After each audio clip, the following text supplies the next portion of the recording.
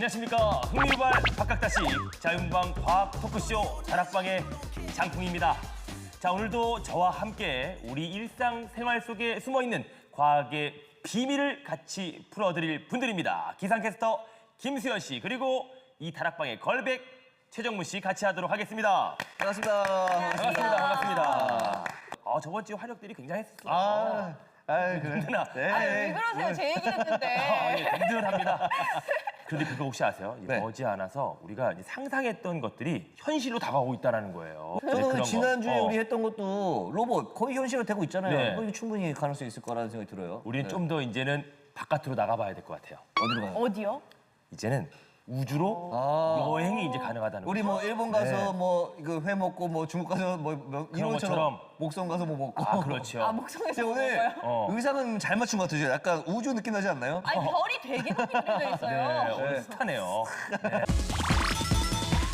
네. 자, 오늘의 주제 그래서 우리 한번 먼저 화면으로 한번 확인해 보도록 하겠습니다.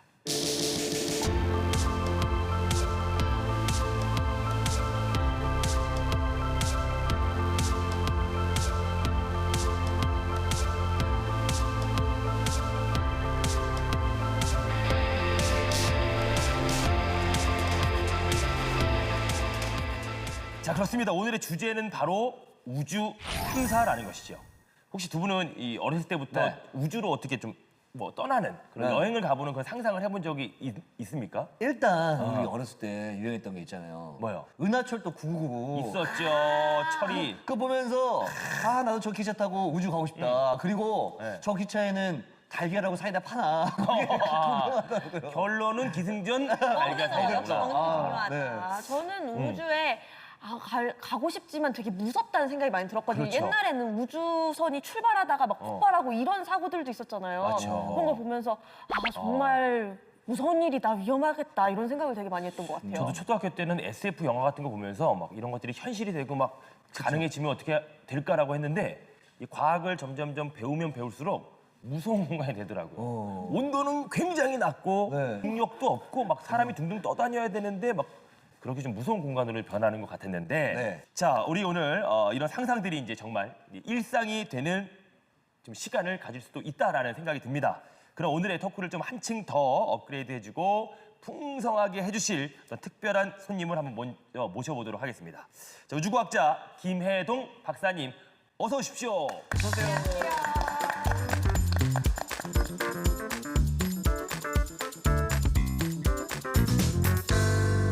반갑습니다. 안녕하세요. 안녕하세요. 자, 이제 우주과학자 김혜동 박사님이신데 네. 저는 그 어렸을 때부터 어떻게 우주과학자라는 꿈을 어떻게 갖게 됐는지 궁금해요. 우주과학자. 어떻게 그런 계기가 된 거죠? 지금 생각해 보면 네. 제가 어릴 때 그 영화를 보러 갔는데 네, 영화 얘기 나와야죠.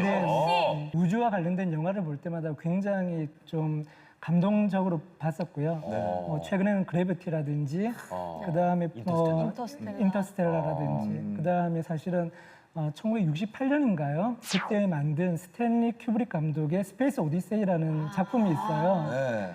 지금도 생각해보면 굉장히 그 걸작인데요. 그런 영화들을 보면 우주로 날아가는 어떤 인간의 상상력이 그때서부터 굉장하다는 걸 알 수가 있습니다. 혹시 두 분도 뭐 봤던 영화들 중에서 네. 우주와 관련된 그런 기억이 있나요? 먼저. 네, 저는 스타워즈요. 스타워즈 보면은 우주선 중에 제일 빠른 밀레니엄 팔코너를 내가 갖고 있으면 얼마나 재밌을까. 저걸 타고 나도 막 적들이랑 싸우는 거죠. 저는 그것도 그렇고 요즘에 사람들 귀농 많이 하잖아요. 귀농하죠. 저는 귀우. 마셔. 귀우. 네. 진짜 기화. 화성판 가서 감자를 좀 심어야 되나 어쩌나 이런 생각도 한 번은 해봤어요. 예. 화성에 사는 삼시세끼. 땅 보러 다닌다는 말이 있거든요. 화성으로 땅 보러 다닌다. 우주에 우리 인간이 왜 나가려고 할까요? 저는 요즘에 지구가 좀 환경 오염도 그렇고 어떤 제2의 지구를 찾아야 되는 것이 아닌가 뭐 그런 그래서 뭐 우주를 좀 탐사하나 저 사실 잘 모르겠습니다. 근데 사실 이게 환경 오염이 되기 전부터 우주에 대한 관심이 있었잖아요. 그래서 제 그렇죠. 생각에는 우리가 옛날부터 어딜 정복하고 전쟁하고 점령하고 이런 걸 좋아했는데 지구는 이제 다 끝난 거죠. 지구의 땅은. 그래서 우주 정복. 우주 정복의 꿈을. 야망이야. 그래서 내가 금성도 먹고 화성도 먹고 다 먹어. 역시. 이런 게 아니었을까요?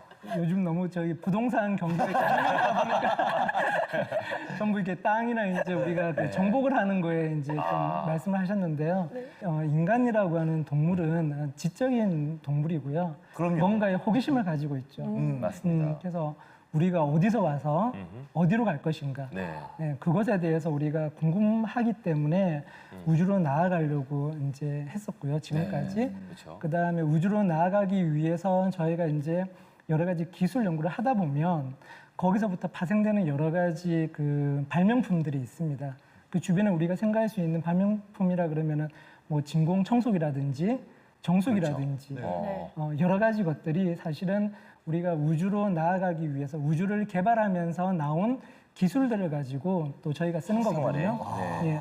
그 여러분들 지금 어디를 가려고 했을 때 뭐 주소만 가지고 못 찾아가시잖아요. 그렇죠. 지도만 보고. 그렇죠. 못 가죠. 네, 그러니까 전 지구를 감싸는 24개 인공위성을 가지고 우리가 어디든지 찾아갈 수가 있고요. 네. 결국 그런 것들도 우리가 그 우주 개발에 저희가 이제 혜택을 받는 거고 결국 우주 개발을 한다는 거는 인류의 문화가 발전하는데 기여를 하기 위해서 많은 과학자들이 연구를 한다고 보시면 되겠습니다. 그러니까 우주 개발을 하면서 사실 실생활에 접목된 제품이 굉장히 많아요. 네, 맞습니다. 예를 들어서 뭐 그 여자 속옷에 들어가 있는 와이어도 네. 우주 개발을 하다가 만들어진 그런 것도 있고 정말요? 형상 기억학금 우리 막 맞아요. 치아 네, 같은 맞습니다. 거 네, 할 때도 그렇고 우리 그 신발 속에 있는 에어 뭐 이렇게 쿠션, 그 메모리 폼 이런 거 전부 다 네, 맞습니다. 우주 개발 상품이었죠. 네. 우주 개발이라는 게 단순히 우주라는 스페이스에 나가는 게 중요한 네, 게 아니라 네, 그걸로써 맞습니다. 파생되는 게 훨씬 더 많네요. 맞습니다. 자, 오늘은 이제 우주 탐사에 대한 얘기를 이제 하고 있는데요. 이 영화 속 주인공들보다 더 먼저 떠난 세계 최초의 우주인이 있습니다. 누군지 혹시 아시나요? 세계 최초의 우주인. 저요. 네. 유리 가가린! 네, 유리 가가린은 소비에트 연방의 군인이자 우주 비행사였는데요. 1961년에 보스토크 1호를 타고 우주로 나가서 지구 상공을 1시간 29분 만에 일주를 해서 인류 최초의 우주 비행사가 됐습니다. 이때 유리 가가린이 했던 소감이 참 유명한데요. 네. 지구는 푸른 빛이었다라는 말을 남겼다고 해요. 그리고 이후에도 5번이나 더 우주 비행을 성공해서 총 6번 우주에 나간 인간입니다. 정말. 일단 뭐 박수를. 네. 이 틀면 녹음기 같아요. 막 이렇게 네, 유리 가가린은 1960년. 그런데 인류가 처음 이제 우주 탐사를 계획할 때 목표는 사실 달이었잖아요. 가장 우리 지구와 가까운 위성 달이었는데 네. 네, 아폴로라는 이름이 막 전 떠오르거든요. 아폴로. 네. 네. 처음부터 멀리 갈 수는 없죠. 네. 그러니까 지구를 떠나서 가장 가깝게 갈 수 있는 게 그렇죠. 달이기 때문에 먼저 첫 번째 목표를 정했고요.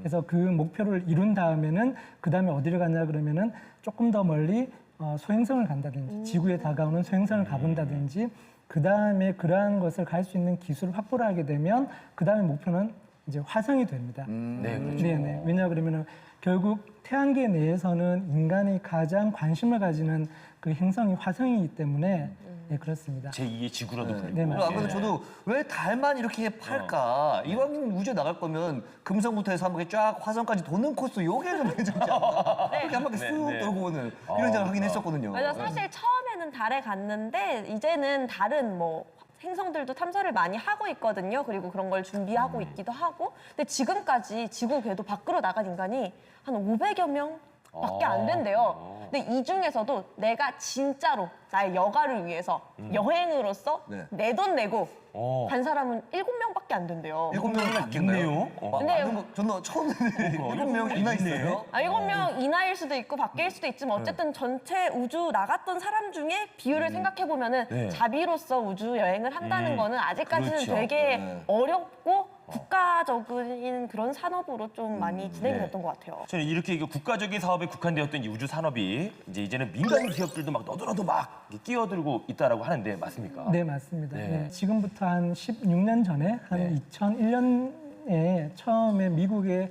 그 억망장자인 디토가 네. 네. 처음에 자기의 돈을 가지고 순수하게 여행 갔을 때 그 들어간 비용이 약 한 200억 원 정도 된다고 해요. 아, 200억 원이. 예, 여행 한 번에. 200억 예, 여행 원. 한 번. 근데 최근에 그 스페이스 X 네. 네. 앨런 머스크 아시죠? 네. 네네. 앨런 머스크의 스페이스 X라든지 그다음에 그 아마존의 창업자 제프 베조스라든지 그다음에 영국에 굉장히 꽤짜 또 사업가가 있습니다. 네. 리처드 브랜슨이라고 하는 회장이 세운 버진 갤럭티 이런 그 세 군데의 큰 우주 전문 기업들이 우주 여행 상품을 지금 만들기 위해서 우주선을 만들고 있고요.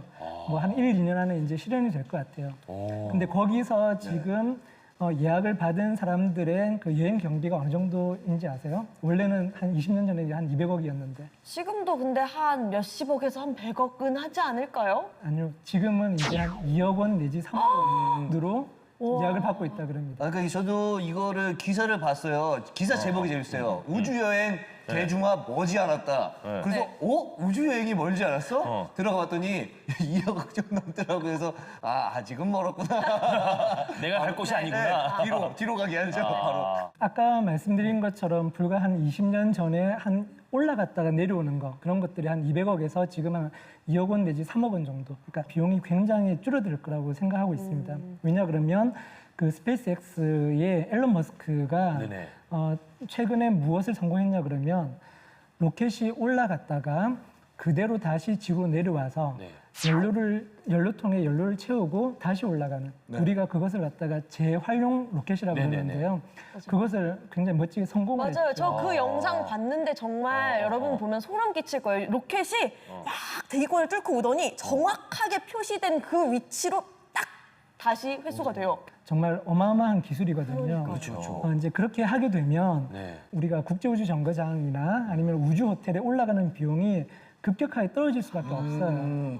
네네. 그래서 그러한 노력에 의해서 저는 이제 아까와 마찬가지로 조만간에 우리가 올라가서 며칠 동안 머무는 뭐 한 10분 정도 잠깐 두둥실 떠 있다가 어떤 미세 중력을 경험하고 내려오는 게 아니고 2박 3일 이제 이렇게 바라보고 왔을 때 글쎄요 제가 생각했을 때는 한 앞으로 한 20년 뒤에는 충분히 한 몇백만 원이면 갔다 오지 않을까.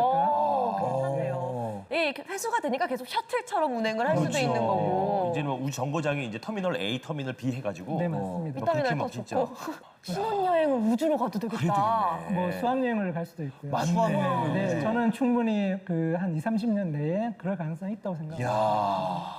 바라보는 세상이 달라지네요. 네. 내리 지금 우리가 이렇게 우주 탐사에 대해서 얘기를 하고 있는데 저는 지금 우주에 갔다 온 것 같아요. 화성도 찍고 아까 말했던 목성 턴에서 토성의 꼬리 한번 만지고 아름다운 고리 탁 만지고 네. 내려온 같은 느낌 딱 드는데 저는 이제 우주 날씨도 좀 해줘야 될 것 같아요. 필요하겠다 이제. 해양 활동이 활발해지면서 방사능 노출이 더 심해질 것으로 보입니다. 우주선 밖으로 외출을 자제해 주시는 것이 좋겠습니다. 지금까지 우주 날씨였습니다. 야, 그러니까 기가 막혔다.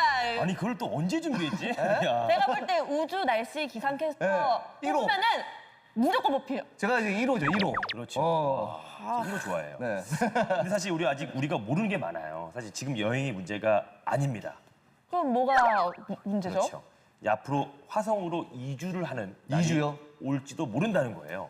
언제 저는 아직 네. 지금 신혼집 전세값도 나못 가는. 그렇죠. 아직 신혼집도 나왔는데 네네네. 사실 그 기간이 약 6년 정도 남았다라고 하죠. 6년이요? 네. 그 최근 미국 민간 우주 개발 업체인 그 스페이스X의 그 앨런 머스크 회장이 100명이당 탈 수 있는 그런 우주선을 지금 만들고 있다라고 하죠. 그래서 2024년에 첫 화성 이주자를 뭐 보내겠다라고 공언을 했다라고 합니다. 네. 즉 진짜요? 제2의 지구가 될 수도 있는 거죠, 화성이. 아니 근데 2024년이 뭐 6년이나 남았다고 하기에는 너무나 가까운 미래잖아요. 사실. 이게 약간 현실성이 있는 계획인가요? 앨런 머스크 회장이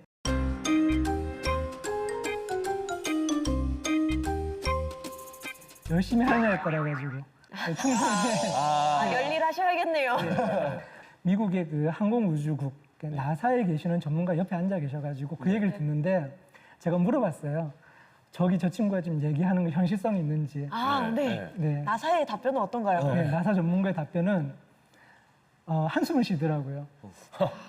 왜냐 자기들도 쉽게 생각할 수 없는 걸 저 친구가 지금 해내고 있다라는 그런 해내고 있다. 해내고 있다. 네, 터무니없는 것이 아니라. 터무니없는 것이 아니라 그러니까 약간 좀 이렇게 너무 이제 기간이 좀 짧아가지고 분명 이제 실패도 하고 그럴 것이긴 하지만은 그 미국의 전문가가 봤을 때도 이거는 정말 이렇게 해내겠다라는 지금 생각을 하고 있고요. 네. 그리고 미국 나사에서도 계획을 가지고 있는데 적어도 한 2030년 중반까지는 화성에 사람을 보내겠다라고 지금 계획을 하고 있으니까 네. 저는 그 이주 계획이 전혀 비현실적인 게 아니라 앞으로 한 10년 이내 뉴스를 여러분들이 아마 보실 수 있을 것 같아요. 그런데 그 많고 많은 행성 중에서 왜 하필 화성으로 가려고 하는 거예요? 일단은 화성은 평균 온도가 영하 한 50도에서 60도 사이예요. 영하. 네. 평균이. 네. 예, 올라갔을 때가 영상 한 30도, 그 다음에 내려갔을 때 영하 한 80도 정도인데 평균이 영하 한 5, 60도 정도예요. 네네. 네. 사실은 뭐 기상 이변이 나면은 지구에서도 영하 한 40도, 50도 내려가죠. 우리가 네. 겪을 수 있죠. 맞아요. 그래서 이제 뭐 일단 유사한 어떤 환경 조건이라고 생각할 수 있고요. 그 다음에 거기는 이제 산소는 없지만 이산화탄소를 산소로 우리가 만들 수 있는 기술이 있으면 또 우리가 이제 쉽게 적응하기도 쉽고요. 이렇게 하루의 길이도 지구하고 좀 유사하고 중력도 지구의 한 3분의 1 정도밖에 안 되지만은 그래도 우리가 조금 그 적응하기 쉬운 그런 환경이기 때문에 우리가 화성을 목표로 하고 있죠. 지구의 원시 시대 지구처럼 막 광합성을 해서 사실 그렇죠. 산소가 네. 만들어지고 오존층이 만들어지고 하는 것처럼 그렇게 좀 이렇게 지구 진화와 같이 우리가 화성을 화성을 좀 그렇게 변화시킬 수 있는 거. 있다라는 것이죠. 이렇게 인간들이 우주를 계속해서 탐사를 하고 그리고 위성이라든지 로켓이라든지 이런 걸 계속 쏘아 올리다 보면 아무래도 좀 뭔가 문제들이 생길 것 같아요. 그 우주 쓰레기라든지 뭐 이런 것도 그런 부분 아닐까요? 좀 문제가 될 것 같은데 어떻습니까? 우주 쓰레기라는 것에 대한 정의 자체가 못 쓰는 그 고장난 뭐 인공위성, 그렇죠. 파편들, 네네. 이런 것들을 전부 다 네네. 우주 약간 쓰레기라고 인간으로 인해서 우주에 떠다니게 된 뭔가 모든- 관리되지 않은 모든 물건들이 인공적인 다 물체들 맞습니다. 우주 쓰레기인 거예요. 이게 지구로 들어와서 문제가 이게 떨어지면서 문제가 되는 경우도 있잖아요. 얼마 전에 중국의 뭐 탱궁이라고 하는 게 굉장히 버스만한 크기가 네. 떨어진다고 해가지고 뉴스가 나왔었잖아요. 네. 근데 사실은 마지막까지 불타지 않고 떨어지는 찌꺼기들이 불과 수백 킬로그램이고요. 그것들이 조각이 한 수십 개예요. 그 수십 개가 지구 표면적에 어디에 떨어질 건가를 우리가 생각해 보면 너무나도 내 머리 위에 맞을 확률이 낮아요. 그래서 아직까지는 크게 염려할 필요는 없는데 이제 우주 쓰레기가 너무 많아지고 그러니까요. 큰 것들이 자주 떨어지게 되면 확률은 높아지겠죠. 제가 우주 쓰레기 연구를 이제 하면서 일반인들이 많이 질문을 해요. 네. 왜 우리가 이제 고민을 해야 될 건가? 그러니까요. 네. 그럼 제가 말씀드려요. 여러분 집 앞에 골목길이 있는데 거기 이렇게 버리기만 하고 이렇게 치우질 않으면 어떻게 될까요? 그 점점 더 거기 계속 쌓이잖아요. 그럼요. 쓰레기 막 계속 쌓이잖아요. 네, 똑같죠. 그 지구 주위에 우주 쓰레기가 이제 낮게 떠다니는 것들은 시간이 지나면 지구의 중력이라든지 아니면 지구 주위의 대기 마찰 때문에 네. 자연적으로 떨어져가지고 없어지지만 네. 훨씬 더 많은 것들이 떠돌게 되어 있어요. 그러면은 우리가 인공위성을 발사하고 로켓을 발사할 때 중간에 부딪힐 수가 있고요. 실제로 부딪혀서 인공위성이 이렇게 파괴가 되는 사례도 실제로 있습니다. 진짜요? 네. 지금까지 이제 우주 탐사와 관련된 다양한 이야기를 나누고 있는데 네. 얘기를 나눠보다 보니까 사실 이제 우주라고 하는 것이 또 먼 얘기가 아닌 것 같고 예. 우리가 잘 미지의 장소는 또 아닌 것 같아요. 맞아요. 더 이상 이 상상 속의 공간은 아니다라고 얘기가 이제 되는 것 같습니다. 네. 그래서 제가 좀 질문을 가져왔는데요. 첫 번째 질문을 한번 드려볼게요. 어느 정도 좀, 뜬금없는 우주 질문. 네, 갑툭튀 질문. 좀 상식을 가지고 네. 계시는지. 한번 네네. 상식을 원래 한번 퀴즈는 예고 없이 보는 거잖아요. 그렇죠. 네, 질문 첫 주세요. 번째 질문입니다. 네네. 네, 우주로 우리가 갔을 때 네. 가장 귀한 것이 무엇일까요? 우주로 갔을 때요? 네, 우리가 뭔가를 가져가야 된다고 했을 때. 이거 너무 쉬운 거 아닌가요? 나도 우주에서 제일 귀한 거 저는 산소, 숨을 쉬어야 되니까. 산소. 산소. 숨을 쉬어야죠, 어떻게. 산소는 다 준비되어 있겠지. 그럼 딴 것도 다 준비됐죠. 충분히 잘. 굳이 뭐 제일 소중한 거라면.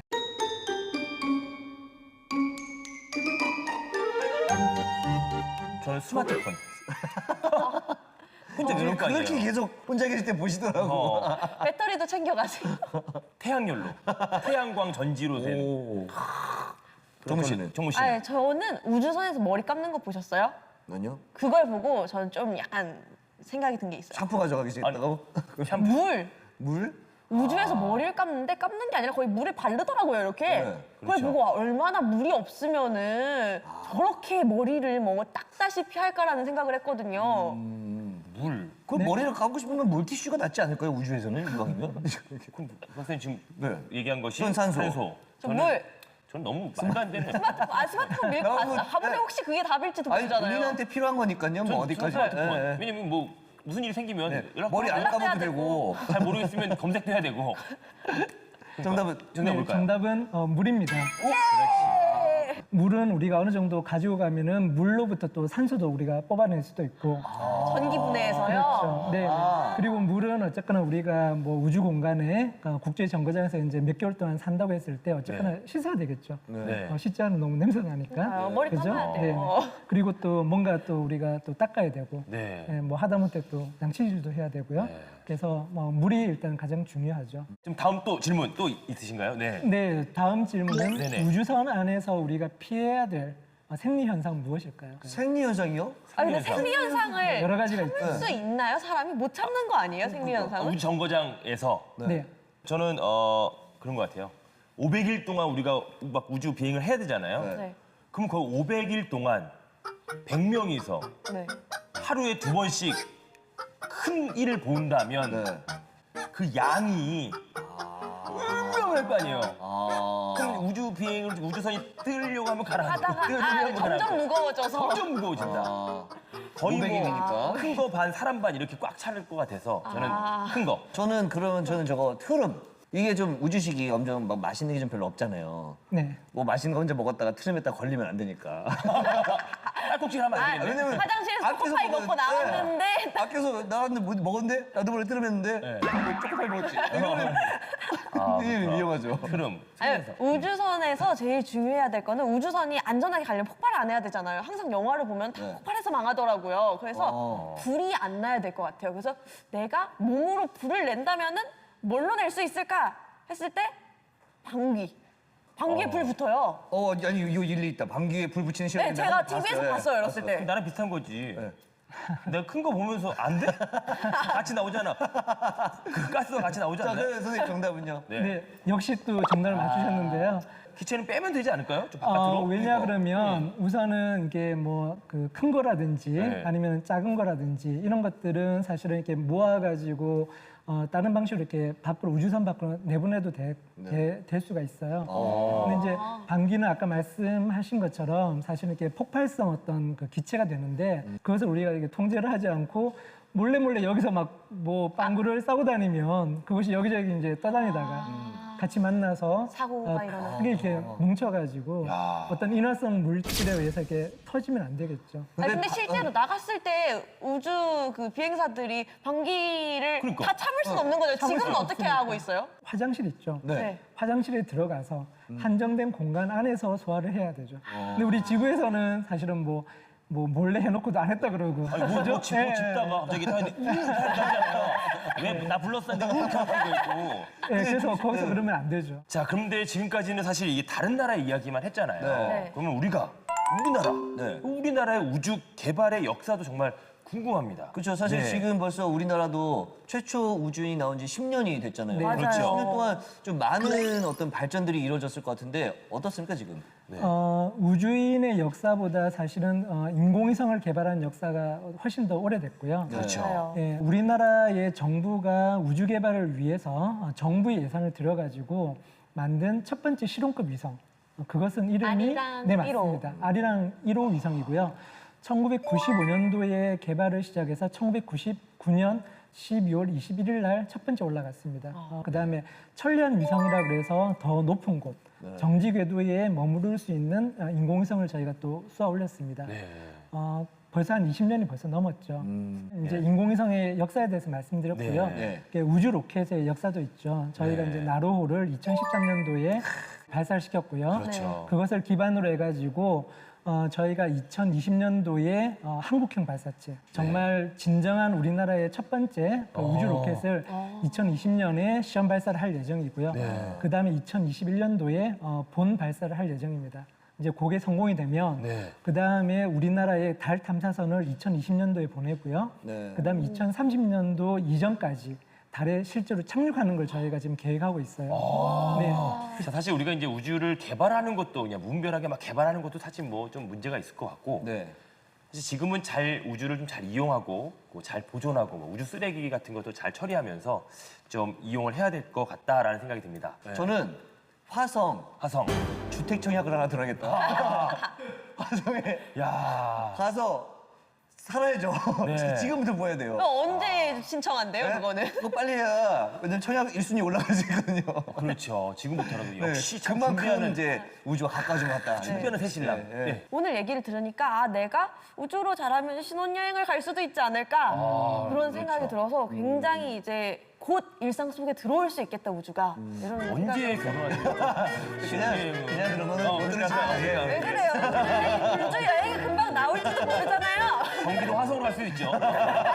뭐 어쨌든 화성으로 여행을 가면 가겠습니다. 됐죠 뭐. 자, 우리 박사님도 이제 마무리 멘트 한번. 예. 제가 생각했을 때는 이제 오늘 얘기를 나눈 것처럼 우리가 일반인들이 우주에 대해서 너무 이렇게 멀리 생각하거나 그다음에 무관심하게 있지 않고 뭐 내가 조금 나이가 들어서 아니면 우리의 자식들이 우주로 날아가서 이제 여행을 할 수도 있죠. 그래서 우주가 어떤 것인지 조금 뭐 상식도 좀 늘리고 늘 관심을 가지고 했으면 좋겠습니다. 네.